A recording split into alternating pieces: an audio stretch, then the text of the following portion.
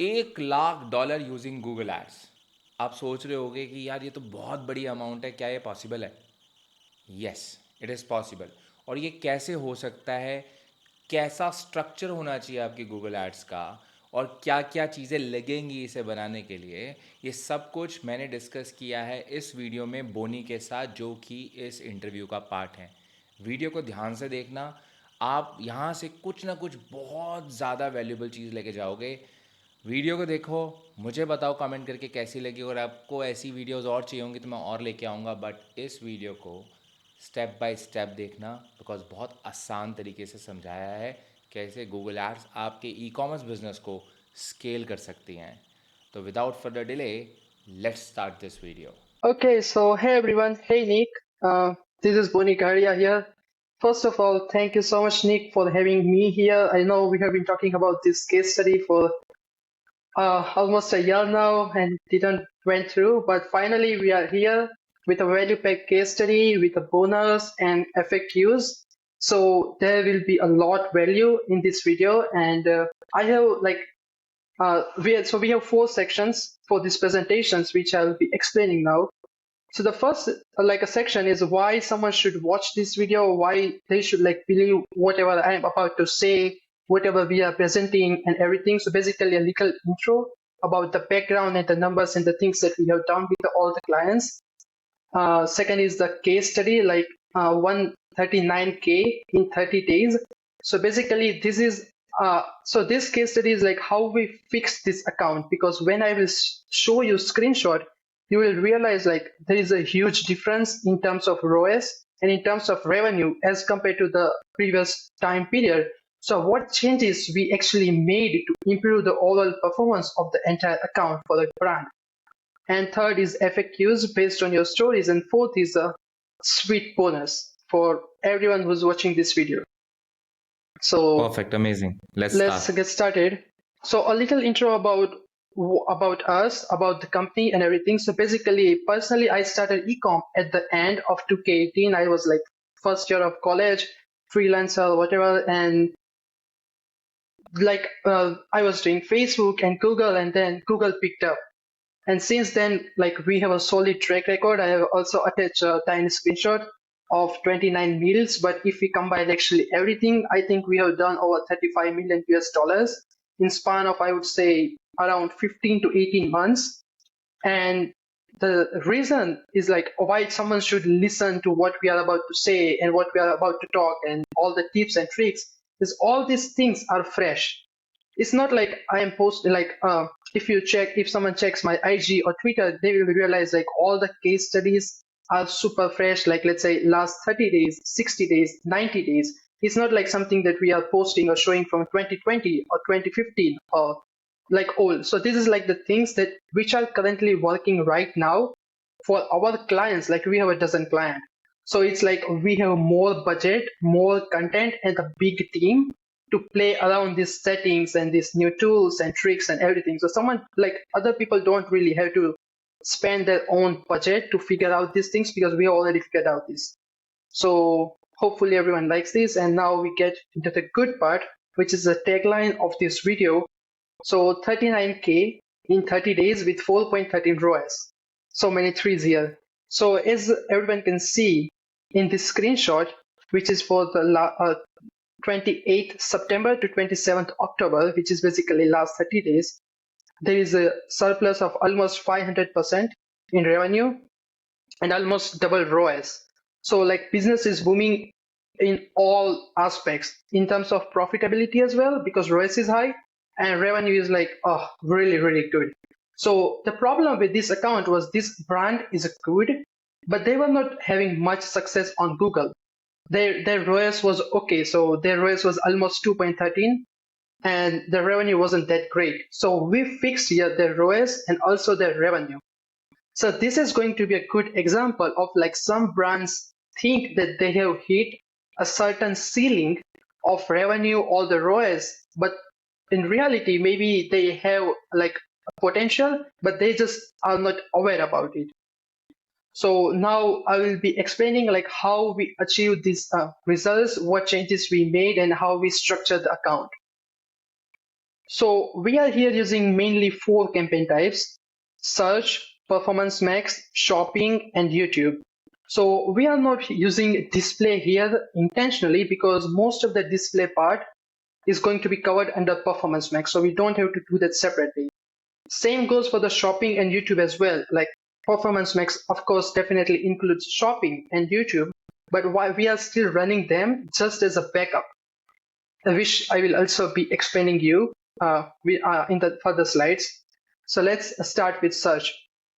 So first, very basic simple thing that everyone should do if they are not doing is like they should run a simple brand search campaign. As an example here, I have taken Apple as a example company. So let's say Apple is our customer. If Apple is our client, their pure brand term would be Apple. Then like I also attach the screenshot so they can like see what type of how we are structuring the campaign. So the second campaign for the brand search would be brand plus product. So again, example would be Apple iPhone, Apple iPhone 14, Apple iPhone 15. Third is a brand phrase. So is iPhone worth it? Is iPhone really expensive? Is iPhone maintenance expensive? Things like that. This it's still related to a brand because they have high buying intent because their query is long, so they are aware with the product. Fourth is a misbrand. This is something new that I think most people don't do. Is like, let's say spelling mistakes or the similar names of the brand or the product that people search for, but it's like not exactly the brand term, but they are trying to find the brand. As an example here, like Apple spelling is wrong, which is like intentionally put there just to show an example. iPhone spelling is wrong as well, but what they are trying to find is the same thing, iPhone 15. And fifth is, of course, generic, which is so totally for the perspective, like acquire new customers. Okay, so now tips for the brand search, for search overall. For a brand search, everyone should aim for at least 90% or more search impression share, which is going to be very easy if you are using manual CPC, because manual CPC gives you more control. Again, when it comes to brand search, regardless what bidding strategy like you are using, it is always going to be profitable. Like brand search is never going to be like unprofitable. It's like common sense. But why manual CPC is because it gives you push, like you can get to 90% or beyond 90% search impression share fairly quickly, and it gives you more control over what keywords you want to target, how much do you want to spend, like what demographics you want to like bombard with your ads. And third tip is go hard on negative keywords. So this is what is, it's like same with Facebook. Like some people are just expecting, okay, this ad set or this product will work, this ad will work, whatever. But if your keywords tells you like, okay, this keyword is not working, you spent, let's say, $200 and your break-even point is $50, then you already have your answer. Like let's say if it still doesn't have any add to carts, checkout, just you have to be very, very hard when you are working with the negative keywords, because there are going to be thousands of keywords in terms of like in less than few weeks. So if you have too many keywords which are not making you money, that means your ads are going to be extremely unprofitable. And of course, this does not mean like uh, someone can turn off all the keywords without giving them enough spend. So a good, I would say, balanced approach would be do your keyword research and come up with 5 keywords which you think would work. Here I'm talking about cold. So let's say if your break even is 50, you still have like enough, you give keywords enough room and enough span to find out your answers, whether they would work or no. Instead of starting with 50 keywords, you can start with just 5. So that is like more budget friendly and it gives you like less stress if you're working on a very tight budget. Everything good so far? Yeah, good. Perfect. Now we go to the most important part, which is performance max. So first I will like explain a little like what is performance max before we get into the details. So performance max is like auto placement on Facebook. So on Facebook, you have, let's say, CBO and then 5 ad sets targeting all placements. Same with Google. Like Performance Max includes all the campaign types like search, shopping, display, YouTube. But the problem here is when you work with, let's say, when you work with Facebook, it's very like easy to see the segregated data. But when it comes to Performance Max, like until now it was only campaign level. Like you cannot even see asset group level data, but now you can. But still, the problem is, let's say, if your Performance Max has 5 asset groups, and so each asset group will have all the different campaign types. So let's say shopping, search, YouTube. You cannot see like, okay, asset group number 3 has 5 rows on shopping and 3 rows on YouTube. So that makes very hard to make like good or data-based decisions. So that's why if you have, let's say, something like we use Performance Max Sheet to measure all these things. If you have something like that, you're okay. Otherwise, try to use only one asset group for one PMX campaign. Otherwise, it's going to be very hard for you to make like decisions. If you don't know what's working and what's not working, then it's very hard to scale and very hard to post the campaign, very hard to optimize in general. So what we did here, like this is a very basic structure. So let's say start with top 3 to 5 best sellers and put them into individual Performance Max. So again, let's say Apple as an example, let's say their best sellers are iPhone, AirPods, AirTag. So that would be three separate Performance Max campaigns, and with all assets. It's like, so that means you have to like add enough good images, good descriptions, good titles, and good videos, of course, into Performance Max and give it enough time to perform. Here in this example, account was old, and it actually, like this account has thousands of conversions, not like more than I would say 10,000 conversions at this point. But because they have been running brand for a long time. But if you are working with a new account, collect at least 300 or 500 conversions, I would say, again, depending on your average order value. So let's say if average order value is high, then maybe lower number, 300 conversions should be fine. But if average order value is less, like low ticket items, then maybe wait for 500 or more before launching Performance Max, because Performance Max is broad. Like Performance PMax can spend a lot budget very quickly, so you have to be very careful here. Now refining assets. So what does that mean? Is when you have like so many assets under your asset group, and there is this button called View Details. When you click on it, you will realize they will like Google will show you the data. Like, okay, this description is working good. This is best. This is like below average. This is low. Like the performance value.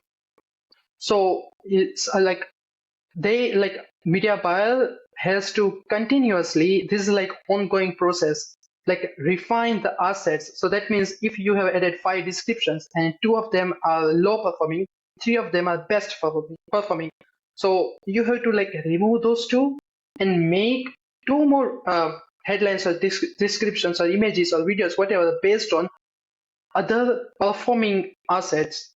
Does that make sense? So Yeah. this is like ongoing process. So so after a few weeks, like your Performance Max will be filled with all the winning assets, so which is like compound effect. So it get like performance gets better and better and better every week when you're like all the things you have added into your PMax campaign is actually performing. Like audience actually like it. So Google will reward you with good CTR, good CPC, and in general good results. Here we used target ROAS because our goal was to like fix this account, like to get it more profitable. But if your goal, like if your account is already profitable or your like margins are really good, then maybe you can just go with simple maximize conversions, or you don't really have to go with target ROAS. But it again depends on each account, like what are their requirements. Here, like client requirements were super straight to the point, like they wanted more profitability. So that was the more focus. But what we realized is like we also have a huge room where we cannot just like increase the ROAS, but we can also like boost their revenue. So we took like full chance, and which worked out very good. Now shopping. So same structure as Performance Max, like one shopping campaign for one product, and you can do this for like top 3 to 5 products. I'm here explaining like a very simple account structure, not something complicated. This is something for who just want to fix their account like by themselves, or they're running a small brand. And so Performance Max, why we call these shopping campaigns as a backup campaigns is a Performance Max has like higher priority when it comes to the hierarchy of the campaigns. So let's say if you have the same product under shopping campaign, if you have the same product in the Performance Max campaign, your Performance Max campaign will get more priority and get more impression instead of shopping campaign. But we still run shopping campaign just in case Performance Max misses any impression, shopping will get it. Does that make sense? So this is the Yeah. only reason why we have shopping campaign. It won't spend as much as PMax because PMax will take most impressions and most spending. But it's still like if your account is doing good, your PMax are doing very good, we don't really want to miss any impressions at all. So this is just a backup plan to get all the lost impressions another way. One more tip is like if your shopping campaigns are not performing, then instead of focusing more on bidding strategy or something complicated, just simple on like try to focus on simple things. So that would be titles and descriptions. So so this is like very simple example. This is again going to be ongoing process. So once you start your shopping campaigns, you will have like thousands of keywords in a few weeks on the campaign on account. So you will have a clear understanding of what keywords are converting for your shopping. So what you have to do is take those keywords and put into your titles and your meta descriptions. So basically you can edit titles and descriptions on your GMC, Google Merchant Center. Title on your Google Merchant Center and title on your website, on your Shopify, on your WordPress, on your Wix can be different. That is fine. So if you edit, I mean, it also depends on how your GMC is set up, but in most scenario, if you edit your GMC title, it won't affect your Shopify or like the title you have on normal website. So this is like two different things. So this is actually very, I would say, good tip, because when like we do so many audits and we realize like people are not really using this. This is very basic but really effective. And few more things you can do to improve your shopping campaign is like images and reviews. So your images should be high quality and should stand out from all your competitors. So let's say all your competitors are using very boring image with no background color or no enough product footage, then you come up, so you can easily like outperform them based on the quality of the image. So let's say if you see 5 shopping listings, but your listing stands out because let's say your listing has orange background, but all the other listings have white background. So naturally, someone will be more incentivized to click on your listing, and that is same with reviews. So if you search for a product and you see, okay, this listing has 5,000 reviews and this listing, like all the other listings, they don't have any reviews at all. So you simply stand out from all the competitors. So that way you will get better CTR and lower CPC. And reviews will take few weeks to actually start like appearing on your shopping listings, but it's still worth it. Like, okay, we already know it's going to take like few weeks. So that is the buffer time which we cannot avoid. Like we have to go through this buffer time maybe sooner or later. So the sooner we do is more beneficial, more effective. Most people I have. So, Yep. Boni, I have this question. How much time usually it takes for the reviews to appear on your shopping apps? So I would say aim for 2 to 4 weeks. It should be live, but we even have one active case where we submitted reviews like 5 weeks ago. They are approved, but they are still not appearing on ads. And we even have cases where everything got live in less than 1 week.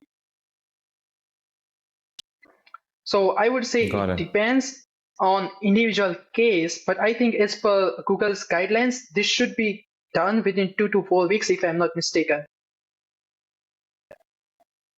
It's not very Okay. quick where you can just enable it and it will be live immediately. But this is worth it, even if it takes few Hmm. weeks. And Yeah, again, for the shopping, totally. we are using manual CPC and target ROAS for the same reason, because our primary focus for this account for this month was ROAS. Like we just onboarded this account 28th September, so this was the first month, and ROAS was the target. So which is why we use target ROAS. Now we go to a huge part again, which is YouTube. So first thing is, like, YouTube is a very extremely broad. When we talk about Facebook or when we talk about TikTok, YouTube is, in my opinion, even broader than both those platforms, and I will explain why. So let's say when we talk about Facebook, like young generation is not really on Facebook. They are on Snapchat, they are on TikTok, they are on Instagram. And when we talk about the older demographics, they are not really using Snapchat or TikTok. Most likely they are using Facebook. Not even I would say Instagram. But when it comes to YouTube, everyone is on YouTube. Like let's say kids 12 years old kids would be watching cartoons. 55 years old grandpa would be watching DIY, car fixing, whatever video, like home renovation, whatever. So YouTube has everyone, which makes YouTube, in my opinion, I think it's true in terms of number as well, like it's broad than all the other platforms. So, which is why, again, YouTube can spend a lot money very quickly, and it's not necessary that that will be profitable, because YouTube has so many variants that they have to figure out before they provide you the good results. Here, we will again focus on ROAS, so which is why we use YouTube for most likely retargeting and remarketing instead of doing cold. Cold is going to be, we are going to launch cold next month for this brand, because now we are trying to focus more on revenue as we already have a solid ROAS. So, and now video requirements. This is the part where I see so many people like complicate YouTube ads. Like, okay, do I need commercial video, this ratio, this aspect ratio, caption, no caption? Whatever videos are working for you on Facebook and TikTok, that will do just fine on YouTube. It's like very simple and you don't have to complicate it.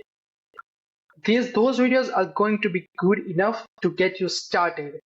I'm not saying like those videos are going to be really, like they will perform really, really good, or they will do XOS, YOS. They will get you enough good head start that if you don't have budget to invest into a really good commercial video, that's fine. That's okay. It's like, and we are here using target CPA because again, our focus was a ROAS. So which is why we kept here. And again, yep. Boni, I have a question. I have a question regarding that video. So let's suppose I have a video. I have a video on my Facebook ads, which is working completely. Which is working fine. I'm getting the desired, ROAS on Facebook. It's one of my winning creatives, and I uploaded that video on, let's suppose, YouTube. And now I'm trying to reach out to the cold audience, not the retargeting audience. How much budget would I be spending to get enough data to analyze whether that video is First working thing, for me or not? make sure, this is what I actually forgot to explain the second point, which is make sure your account has enough data to start YouTube ads, because YouTube is broad. So algorithm, if your account has data, it's Mm-hmm. easier to get conversions. Now to answer your question, it depends on what is your break even. So let's say how much your brand is going to be comfortable enough to acquire a customer. And Let's suppose I have a $50 product mhm, and I'm already using Google Shopping, and we have gathered more than thousand conversions overall on our Google ad account. So our pixel has the data, our Google Ads pixel has the data. Now I want to go cold on YouTube because I know my audience is present on YouTube. And if I'm selling a $50 product, my margins are, let's suppose, $30. Fine. So how much would I be spending? mhm. And I don't mind burning money as well, but how much would you be spending, and what are the stats you will be looking forward to We whenever would you're do, testing let's say that if your on cold gross margins audience? are $30, we would multiply that by 3 to 5. So that would be a good budget, I would say, to comfortably test if your videos are working or no. So let's say your gross margin is $30 and you are testing 3 videos. So 30 into 3 is 90 into 3. So to around 270. And if you multiply that into 5, so some sort of that range should be good enough to tell you, okay, is YouTube actually going to work for your brand, or are your videos are good enough, or you need like better videos. So let's say you can also identify that based on early indicators. So early indicators, so that would be, what is your CTR? Like, are you getting enough add to carts? Like, people are checking out. It's not like only about the how many purchases you get. You can also like see how many add to carts you are getting, how many Yeah. like people are checking out. So that should be that. So those are also indicators whether you should keep your videos on or you need to turn them off. Does it? Okay. I've also heard that once you have one winning creative on YouTube, you can actually let it run. If your niche is broad enough, you can actually let it run for That's months and very months, true. and you should be So fine. this is Is it true? also good points about Google, that assets on Google, like, they take way longer to die as compared to the other platforms. So let's say if we talk about TikTok, your videos will most likely die in a few weeks. I would say less than a few weeks. But when you talk about Facebook, let's say 1 or 1.5 month, most likely. And but when you talk about YouTube, you can actually use them for a very, very long time. We have some winning videos that we have been using for 3 or 4 or 5 months, and they are still performing just fine. But that does not mean you stop testing. Sorry. So that does not mean you stop testing new videos, because let's say if you have just one winning video, that means you are only like one step away from losing your entire control over your YouTube ads. So, and when you have, let's say, one video which is Yeah. performing very good, you can make variants of that one winning video. And so that will help you to identify the pattern which is working for your brand for YouTube ads. So now you have a money making pattern which you can actually use for even your TikTok creatives, your Facebook creatives, your Snapchat creatives. I hope that answers your Got it. questions, Nick. So now we talk about some Yeah. real talk. So not everyone will get the same results which I just showed here. Okay, we have 500% increase in revenue, but there are so many other variables, like they are pushing very hard on Facebook and TikTok, and their email marketing is very solid. That does not mean like everyone else, if they do exactly what I just showed here, like the same results, because it's different for everyone. But the thing is, as long as they follow the same fundamentals, they should be getting way better like results or really good noticeable improvement as compared to what their current results are. And Google is a very slow game. It is Sorry. totally different than Facebook. So like clients have like brand, as a brand owner, you should be very patient when it comes to Google. Let's say on Facebook, if you want to spend 10K today, you can. But let's say if your Google account is brand new with no data, never set up tracking, and you just created the account, you cannot really do that. Even if you set up your budget at 10K, it won't spend. It's like you have to build your trust score and authority. So gradually, Google will let you spend more. And most likely, if you see the graphs for the Google for like the longer period, your graph, like the graphs would be like straight up, because every month it gets bigger. But the more keywords you have, so that means you have more things to play around with. So now you can use those keywords into your new ad copies, your captions for the videos, your shopping titles, descriptions. So which makes like Google more efficient in coming months, coming weeks, and which will actually and like turn out as a snowball effect, because when you add all these small elements, it's like they add up very quickly. Now we'll talk about the FAQs which we got from your Instagram story. So first is capital, like how much capital do you need to actually start Google Ads? First, why Google Ads? Google is a way more stable as compared to any platform out there, which is like everyone knows this. Like if you are, let's say, doing 50K a day on Facebook, like there are so many problems with bans and suspensions and policy violations. But when it comes to Google, let's say getting started with Google is a hard because there is like so many policy. Most likely people get into misrepresentation policy violation for the Google Merchant Center and suspicious payment for the Google Ads because maybe their website is not high quality, they don't have enough contact information on the website, and for the suspicious payment, the reason is maybe I'm in Canada, but my cards are based on my company, which is like based in US. So things are not really matching with my IP and what details I'm providing to the Google. So which is why Google is flagging it. So getting started with Google could be a little like hard for some people, but once you actually start with Google, like they don't just ban you right away. It's very stable. If your Google is making, let's say, 5K a day, it will go to 4K a day, 3.5K a day, but it won't go to zero.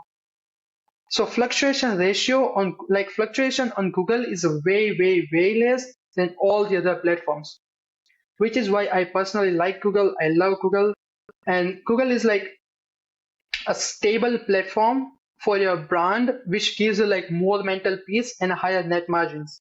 Like if you compare for any brand, most likely the Google ROAS will be better than the Facebook ROAS and the TikTok ROAS. Of course, brand search plays a huge role here, but that's just plus points of this platform. So, and now how much capital do you actually need to get started with Google Ads? So we have different scenarios here. Let's say you are just launching a new brand and you have no other traffic source than Google and you just want to run Google Ads, no other ads at all.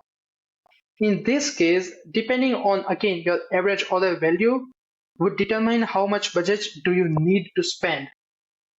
First thing, if you have a new brand and you don't have any other traffic source, we still don't have enough validation that, okay, this product is going to be winner and this will work. So most likely someone will have to test a few products before they actually find a winner. So that is why the answer for the how much capital do you need is not going to be a fixed number because this will be different for everyone. But if I were to start Google Ads, let's say from scratch again, I want to learn Google Ads, I'm just getting into e-com, I would say good enough budget would be 5 to 10K US dollars. And my approach would be different than what I think I would have, like I did in the past. Instead of like going and testing out everything myself, I will rather get a mentor or I will get a good course. There are so much free valuable things on YouTube. So it's not I'm trying to push everyone for the course or for the mentor or whatever. You can definitely get started with YouTube. That's what I did. But these things, like if you buy a paid mentorship or a paid group coaching or program, I don't know, this will like give you head start. Like, so which is what I would do if I were to start over again. Now let's talk about setup and testing. Instead of doing general store, now I'm talking about drop shipping because most likely everyone will start at there.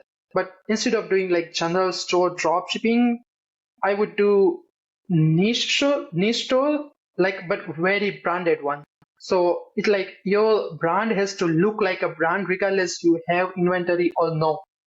So that way, all the money that you are going to spend on your ads are actually worth it. If your website is not good and you are running ads, like chances of you getting success would be very thin. And let's say if you are if your store has, let's say, 3 or 4 products that you want to test on Google, very simple basic structure you can do is first brand search. And let's say you have 3 products, so that would be 3 simple standard shopping campaigns with manual CPC. This is very simple structure, nothing complicated, but it works. It works before and it still works because fundamentals never change. And now we are talking about some bonus part. Got it. So let's say in the screenshot, you can see like we did almost 2 million US dollars in 30 days, which turns around like around 17 crore Indian rupees. What we see when like we talk to other brands and brand owners is most likely if they are not doing good, of course they think so they reach out to us in terms of like because they need help to fix their account, which we just had this entire case study on example. And the other things is like they want someone who can break their current ceilings regardless they are smaller brands or bigger brands. So let's say let's say a brand is doing 500,000 on Google with 5 ROAS. Those are very good numbers. Those are not bad numbers. They are extremely good numbers. But is that the ceiling or no? It's like they think it's a ceiling, but when we do audits, we realize that's not really their ceiling. They are maybe missing so many small parts that they can improve to actually break their current ceilings and get to the next level. And we are going to do free audits for whoever reach out to us after this video for totally free, nothing to sell. So they can either message me on my IG or Twitter, or they can like submit the request on the website, which is morethanscaling.com. They have a simple basic form which works just fine.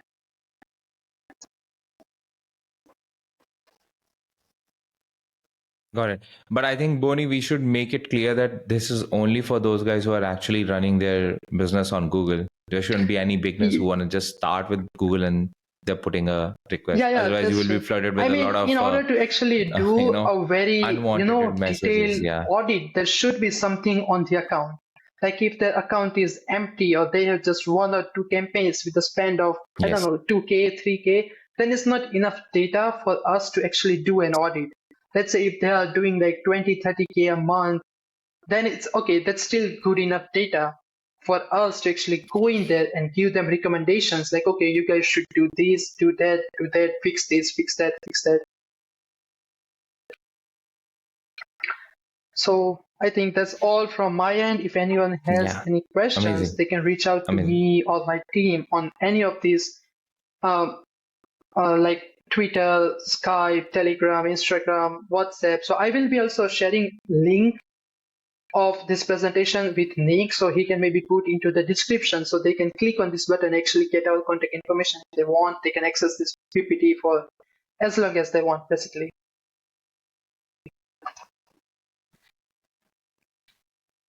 Perfect. Thank you so much, Bony, for this. I think this is more, the video and the message which you have put up for Google Ads. I think the framework and everything is more valuable than anything out there on YouTube. So let's see how many people are going to use that, because you have actually given some tactical information. So that's commendable. Thank you so much, Boni, and we'll see how many people are gonna get For those sure, I will audits definitely reach done out to and you take their maybe brand to the within next a level. month or so, saying, okay, Nick, this is how many people requested us for the audits for the Google Ads account. So basically, I will also explain like what are our requirements to actually, if someone wants to work with us. Basically, our minimum requirement is like they should be doing at least 100K USD a month, because like our systems and like how we do things is like more I would say compatible with the brands who are already doing those numbers, because some things that we do require really high budget or more videos or images or whatever, which could be very hard for the smaller brands, which is why we have set up this like boundary. So let's say if someone is doing 60K a month, so this is what happens all the time. Let's say if someone is doing 60K a month, they reach out to us. So what we do is we conduct an detailed audit for them, so they can use the audit to actually go from 60K to let's say 100 or 120K, and they come back to us. Then we onboard them and help them scale the Google Ads account with our team.